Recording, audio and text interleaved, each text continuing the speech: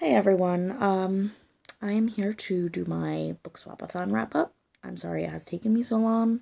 The last week or so has been difficult for me, anxiety-wise, but I did a separate video about that a couple hours ago, so if you want to check that out, feel free. I would tell you that I will link it below, but since I'm doing everything on my phone, sometimes I forget to go back and add links. So anyway, if you're not familiar, Bookswapathon is a readathon that Krista from Books and Jams and Derby from Derby Lane Reading did this year. This was the first time they ever did it. I had a lot of fun, so I hope that they will do it again. I would love to participate again in the future. And I really, they did a great job matching me up with Lisa from Books and Smiles to swap books with. I had a lot of fun getting to know her. We have very similar reading tastes, likes and dislikes, so I am looking forward to continuing to watch her videos and chat with her about books. So my first book was the book a book that I previously swapped out. Like, I had been reading it, and I put it down to read other books, and that was The Stranger Beside Me by Anne Rule, which is a true crime novel, true crime, nonfiction about Ted Bundy. If you're not familiar with Anne Rule, she's a really well-known true crime author. She was actually a policewoman in the 1950s, which I think is pretty badass. But she became a single mom and started writing true detective stories and articles and stuff like that, like in magazines and newspapers and stuff, I guess. So this was her very first book contract for a full-length book, and when she was contracted to write the book, the crimes were still happening, and they did not have any suspects, and it just so happened that it turned out to be her personal friend, co-worker, that she had known for years. So it was really interesting following along as she was not even sure herself and didn't want to admit that it could be her friend that was murdering women in such, murder is always heinous, but in really such disgusting ways. This was a difficult book to read, for me, due to, just the graphic content at times. Not that she did, any too much information, but just I don't like descriptions of murder, believe it or not, since I love true crime and serial killers, but just reading what he did was difficult. But I probably would have given it 4 stars, but then once I got to chapter 49, which is the last chapter in the original book, and then there's an epilogue and an afterword and a 1989, I think, update and a 2020-year anniversary update. That was all extremely fascinating to me. It went into detail about his eventual execution and how many I'm trying to think of the word, how many times that him and his lawyers took it back to court and tried to get out of the execution, and the psychology, and more women coming forward that turned out to have had close encounters with Ted Bundy, and yeah, just all of that was just fascinating to me. So I gave it 5 stars. And this is probably a book I will hold on to, just to be able to go back if I want to reference something, because I like talking about serial killers. The next book I picked up is my book that I used for Swap Out a Genre, The Long Way to a Small Angry Planet by Becky Chambers. This was another 5-star read for me. I wasn't sure what I was getting myself into.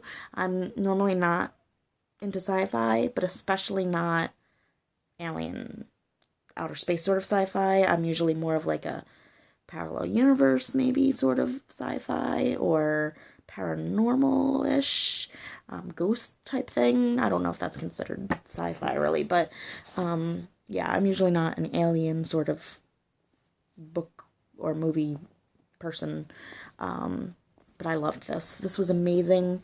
The characters were just so well-rounded and fleshed out, and you got to go into their backstories, and I loved the diversity of the different species, the gender diversity, and the sexuality diversity, and because it was aliens, it was just so, like, this is just how they work, this is just how their cultures work, their alien species, this is just how it is. It was just, I can't explain it.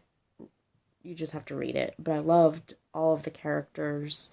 Even the ones that were unlikable were likable. Yeah. So I just loved this. And it was very reminiscent of like Star Trek, which I grew up on. The original and Star Trek The Next Generation.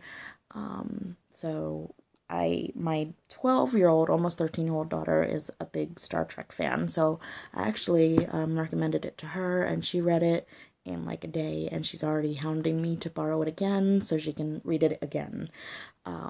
So we are definitely looking forward to continuing in this series. I recommended it, like, I wasn't even like maybe a quarter of the way through, and I filled out a form on my library's website to recommend that they get their own copies because they don't have their own copies. And I got an email the next day from the library director telling me she put it on her July order. So I am excited. I'm going to wait until they get it to borrow number 2. I linked to the book depository website, so I'm hoping that they get this cover version because I just think they're so much prettier. Not that that actually matters, but that's what I'm doing. Okay.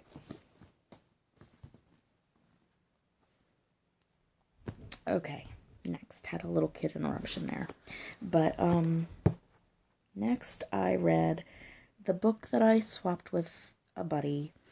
So Lisa sent me like 5 books, I think, which was just wonderful and very generous. So thank you again to Lisa.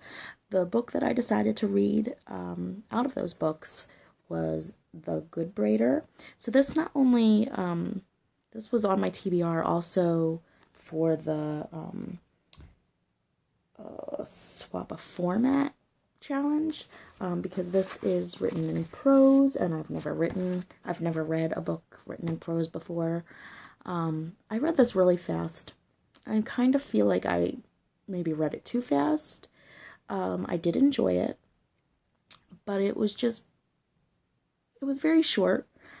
So basically it's about a girl named Viola who lived in southern Sudan, and at a time when there was a civil war going on, and she experienced some horrible things, and she escaped basically from her little town or village with her mother and little brother, and it follows it was like 1,700, I think, miles to Cairo, where she was in a refugee camp for a couple years, I think, and then ended up being able to leave the country and move to Maine, Portland, Maine, which has a very large Sudanese community. So it was interesting. I did learn a little bit more than I already knew about this experience. But I feel like, it's 221 pages, and it's a small, I don't know if you can really tell, but it's a fairly small book. And being that it's written in prose, you don't, I don't know. It was enjoyable. It was interesting. Yeah, I'm not sure what I gave it on Goodreads. I think maybe a 3.5 or 3.75. I just would have loved to learn even more. I just feel like it was just so little to it. So I'm not sure if this is a book I'll hold on to or not. I'll probably hold on to it for now. Maybe at some point if I feel like picking it back up. See if I can get any more out of it. But I did enjoy it. And I am glad that I did read it. Next was my book that I picked up at the thrift shop that I swapped some of my books for. I do have a vlog posted that you can watch if you want, if you haven't. So this is a graphic novel, graphic memoir called Calling Dr. Laura by Nicole J. Georges.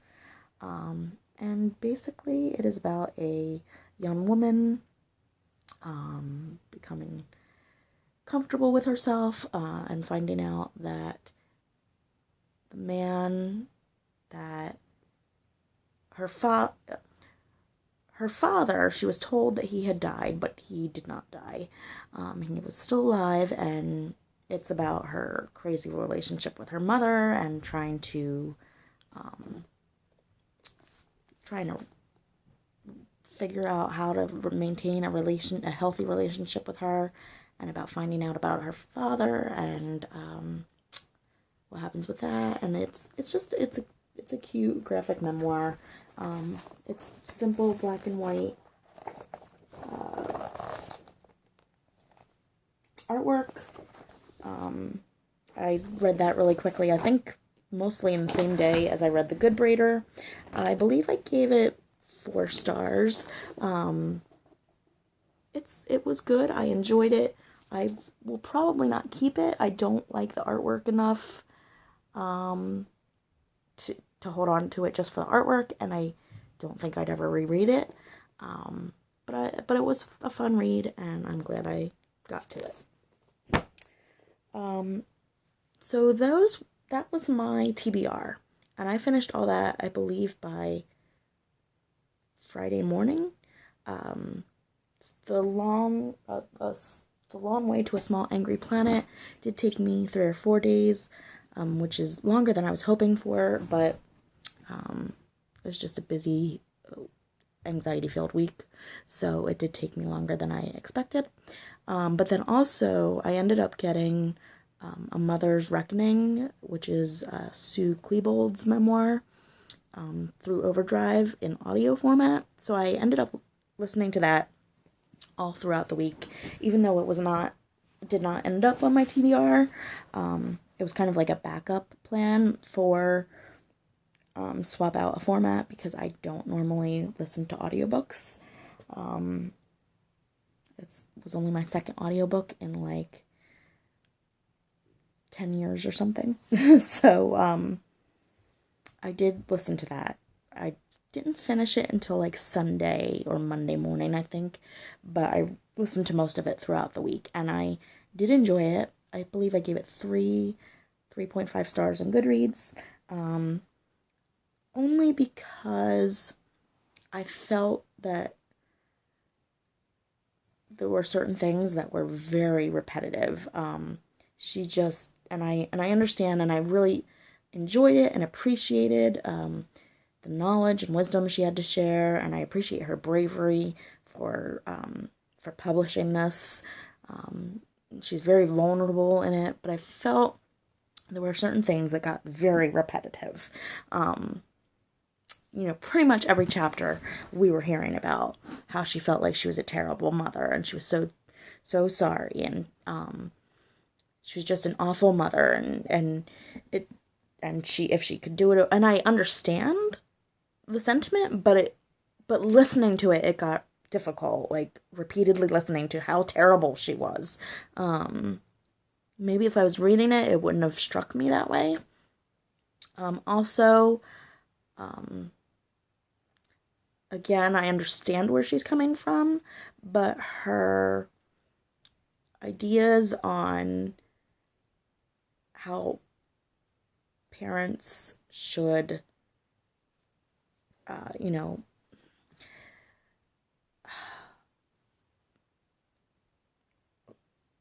she talked about how if she could go back, she would just, completely ransack his room, constantly to make sure that he wasn't hiding anything. And she would force him to tell her what was on his mind, and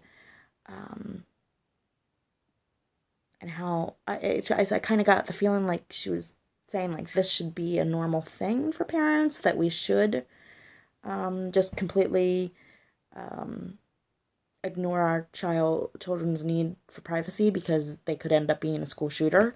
Although I understand her sentiment and why she would feel that way, I also feel like that is going overboard. And the signs that she saw looking back, hindsight being 2020, were to me just normal teenage moodiness, and I'm not going to search my child's room 3 times a week because they said bye. So it felt like a little too much to me. But as far as the insight into what they experienced in the aftermath of this horror, and the first 2 chapters, listening to her, I just cried. So it was very emotional, and I did very much enjoy it. And I definitely recommend it, especially for people who lived through that time period. I was 18 when Columbine happened. I had graduated the year before, and it really, it's like a defining moment in my life and memories. So it was definitely a good read for me. And then finally, this again was not really part of the Swapathon, but I did pick it up on the last night of the Swapathon. I'm trying to figure out if this is still recording. Yes. Okay. So this video might just cut out on me soon, but this was really good. I did get most of it finished, not the entire thing. I had been reading it before, and I got maybe 100 pages read the final evening of the Swapathon. I will talk about it more in my monthly wrap-up, but I